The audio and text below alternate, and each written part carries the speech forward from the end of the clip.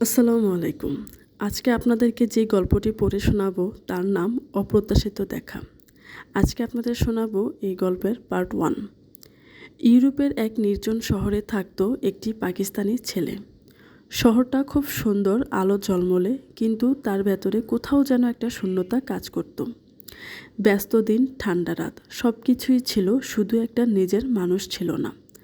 তার সাথে থাকতো আরেকজন রুমমেট, নিজ দেশেরই ছেলে কিন্তু অন্য জেলা থেকে আসা।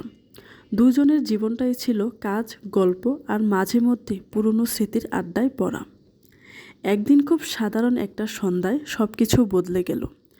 রুমমেটের সাথে গল্প করতে করতে হঠাৎ একটি নাম উঠে এলো, একটি মেয়ের নাম। সেই মেয়েটি ছিল ছেলেটির কাজিনের পরিচিতদের মধ্যে কেউ একজন। অদ্ভুতভাবে অন্য একজনের সঙ্গে একে অন্যের সঙ্গে একাধিক সংযোগে জড়ানো, বন্ধুর বন্ধু, কাজিনের পরিচিত, আবার একই সার্কেলের অংশ। ছেলেটি কৌতূহল থেকে তার ফেসবুক প্রোফাইলে ঢুকল।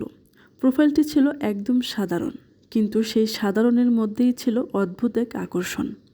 ছেলেটি কিছুক্ষণ তাকিয়ে রইল, তারপর না ভেবেই অ্যাড ফ্রেন্ড বাটনে চাপ দিল। আর ঠিক তখনই ঘটল প্রথম ম্যাজিকটা। মাত্র কয়েক সেকেন্ডের মধ্যে, হয়তো 20 সেকেন্ড বা সর্বোচ্চ 1 মিনিট, রিকোয়েস্ট অ্যাকসেপ্ট হয়ে গেল। ছেলেটি অবাক হয়ে গেল। তারপর হাসতে হাসতে প্রথম মেসেজটি লিখল, ওয়াও, 20 সেকেন্ডস অ্যান্ড অ্যাকসেপ্টেড। ওপাশ থেকে উত্তর আসতে বেশি সময় লাগলো না, ইউ লুক অলসো নাইস। ছেলেটি একটু অবাক হয়ে লিখল, অলসো মানে? মেয়েটি মৃদু মজার ছলে বলল, তুমি কি শুধু শুধু আমাকে অ্যাড করেছ? ছেলেটি একটু থেমে লিখল, no, you look nice, that's why. মেয়েটি তখন হাসির ইমোজি দিয়ে লিখল, তাই তো বললাম, ইউ লুক অলসো নাইস।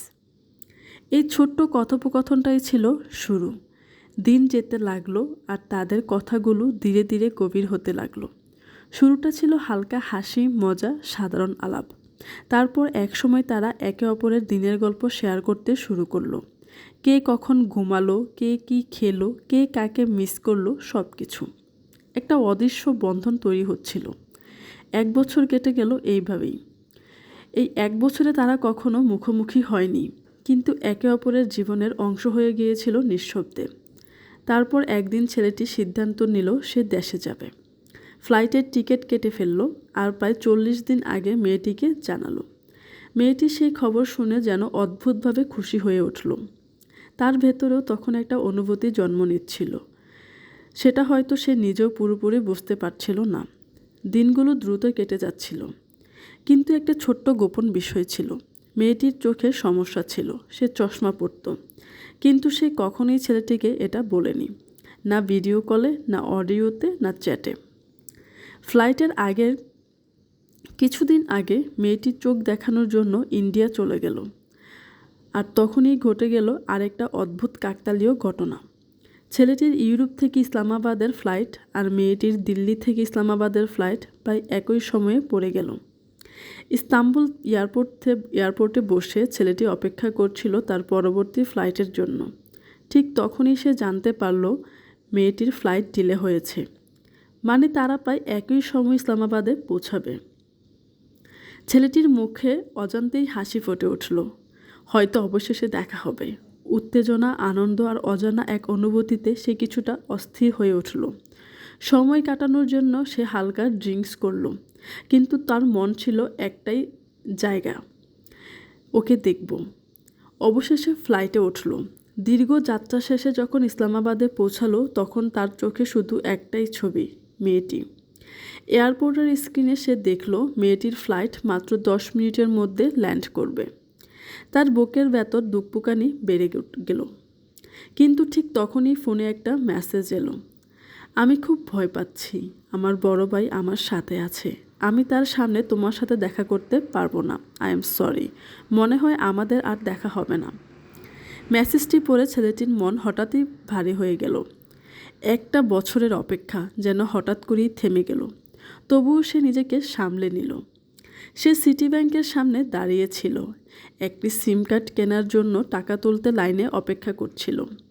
তার সামনে 2 জন মানুষ ছিল, তার পালা আসতে আর মাত্র কয়েক সেকেন্ড বাকি।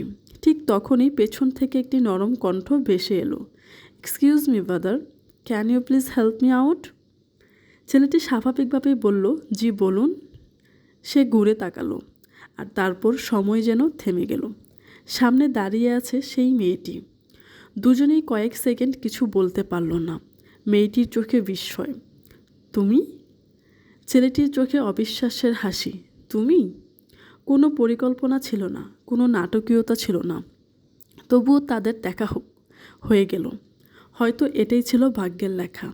তারা খুব বেশি কথা বলেনি, সময়ও খুব কম ছিল, কিন্তু এই কয়েকটা মুহূর্ত পুরো একটা বছরের অনুভূতিকে বাস্তবে এনে দিল। তারা পাশাপাশি দাঁড়ালো, একটি সেলফি তুলল, যেটা শুধু একটা ছবি না, ছিল তাদের গল্পের প্রথম বাস্তব স্মৃতি।